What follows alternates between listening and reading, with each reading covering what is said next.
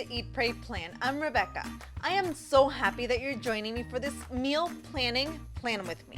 So we are going to plan this week, and my special recipe is going to be this yummy chicken teriyaki. So I am trying a new recipe every week, and I feature it here on the top corner. So that's what we're gonna do right now. We're gonna cut it out and we're gonna tape it to the top where it says errands. So that pink block is gonna be covered.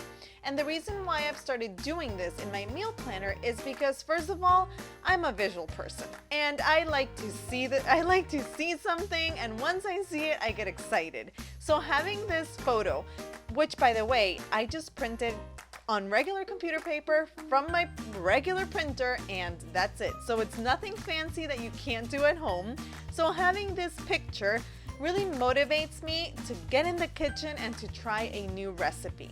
And then next to it, where it says to buy, I will cover that and I will write down the ingredients that I need for this yummy chicken teriyaki for this week.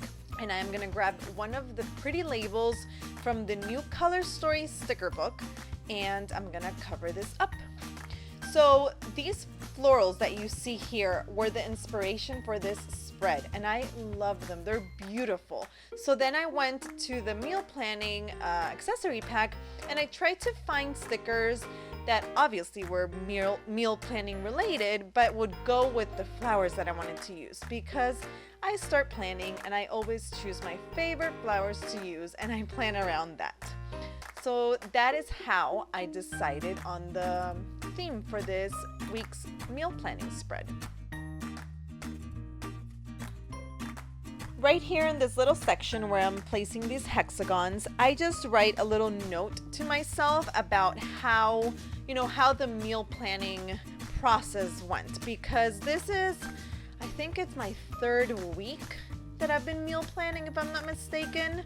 And it's been going really well, but I need to be consistent and I need to definitely make it a habit. It is not a habit yet. So, I'm still a work in progress when it comes to meal planning. Do you meal plan for your family? If you do, I would love some tips, because it does not come natural to me, and it's definitely something that I have to, be very intentional about. So I would definitely love to hear some of your tips. So leave them in the comments below.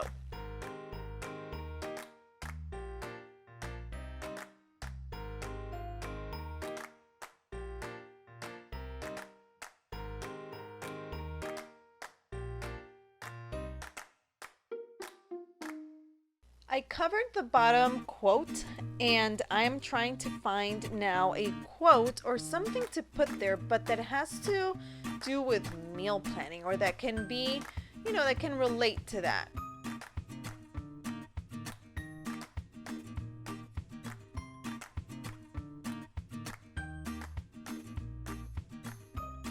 So let's see, I'm gonna cover this up with this box, and then this quote that says, "Eat well, work hard, love truly, and travel often," is perfect for my little corner right here.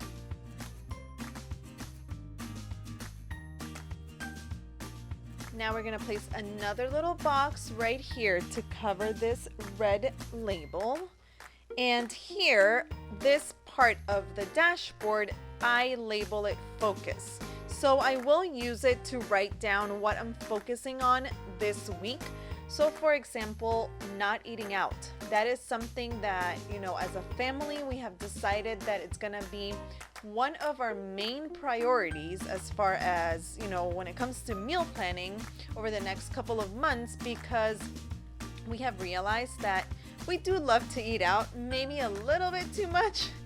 So it is not good for our budget. So we are being very intentional over the next couple of months, especially with our move, not to eat out.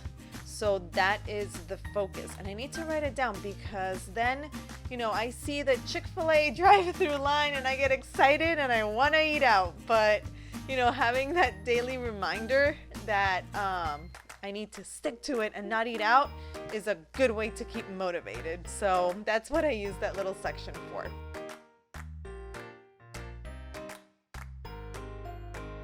So this week we are challenging ourselves to do our grocery shopping list with only $100 cash. So we went to Trader Joe's with our grocery list and our meal plan, and we did it. We only shopped the list and we spent actually $97. So we still had a couple of dollars to spare, and it was pretty cool. So we will see how long that lasts, because if you have kids, you know that they get hungry every single hour. So, we also need to control that, because if not, they would eat everything in the fridge on day one. So we definitely need to make it last. So we did go to Trader Joe's. We bought everything we needed, but that doesn't include like toiletries and like paper goods and all that. It was mostly the things that we were gonna eat during the week. So that was our $100, and it worked great. So I am excited to be able to keep our food budget when it comes to just food to $100. So we do shop at Costco also for like the big paper products. We buy them in bulk, and then there's certain things that we do buy in bulk. So I've also put that in our budget. I have a certain number of dollars for that, and we do that once a month or a couple of times a month, like every 2 weeks. It depends, but for the day-to-day things, for our dinners and our lunch, we definitely want to keep it to $100. So here's a little trick. You see me writing down the words that I need to write, because when I grab the stickers, all the letters get all jumbled in my head, and then I misspell things. So then I always write it down on the paper, and then I start from the middle and work my way out, because then that way I know that the word is centered. And I really don't care if it's like lined perfectly. That doesn't really bother me. I just want it to be as centered as possible and hopefully not misspell any words. So that's why I write it down on a piece of paper first, and then I write the word.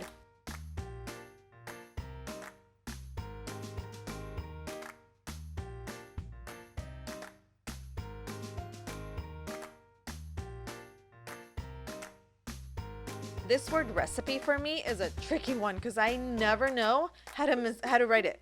There's certain words, I don't know if it happens to you, but vacuum is one of them.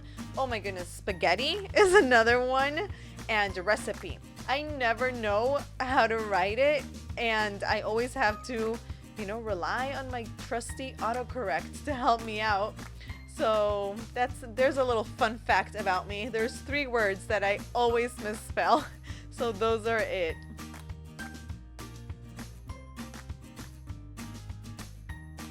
Okay, so there I'm gonna write the recipe. Then I'm gonna have a list of a few snacks that the kids enjoy during the week. I'm trying to also have them eat healthy snacks. So I pre-plan the healthy snacks that they're able to go in and grab. And then, like I mentioned before, the focus on the bottom. And that is pretty much what I will track on the dashboard side. And you can track anything really. You can make it a grocery list. You can make it, a little section for breakfast or lunch, whatever you feel that will work for you. That's the beauty of the dashboard layout, that you can change it up every week and make it work for you. So now on this side where we have the to-do list, I will cover the little banner that says what's for dinner, because I do not use it to track dinner, because our main meal that we do as a family together at the table is dinner. So that I like to track on the portion with the days, and I also write a little note about that dinner. So for example, on Monday we're actually gonna eat out, because we're gonna be visiting our favorite restaurants in South Florida over the next couple of months as a kind of farewell. And our first restaurant is one of my favorites, and it is a barbecue place. So it is a family-owned business. It's called Rob's Barbecue. So if you are in South Florida, or if you ever visit South Florida, you need to try this restaurant. They have the best ribs ever, and we've been going there for over 10 years. So on Monday, I know that we will eat out. So I will write a little journal entry about our dinner there. And then Tuesday, of course, had to use this Taco Tuesday sticker, and we're gonna have tacos. And then I've already kind of pre-planned our meals on a little half sheet, and that works really great also because I can shift them around, and then I will just write down what we ate that day. And it also serves to have, at the end of the month, I'm gonna have 30 days with different meals, so I don't have to, rack my brain every month trying to reinvent the wheel. So I also like having things written down because of that.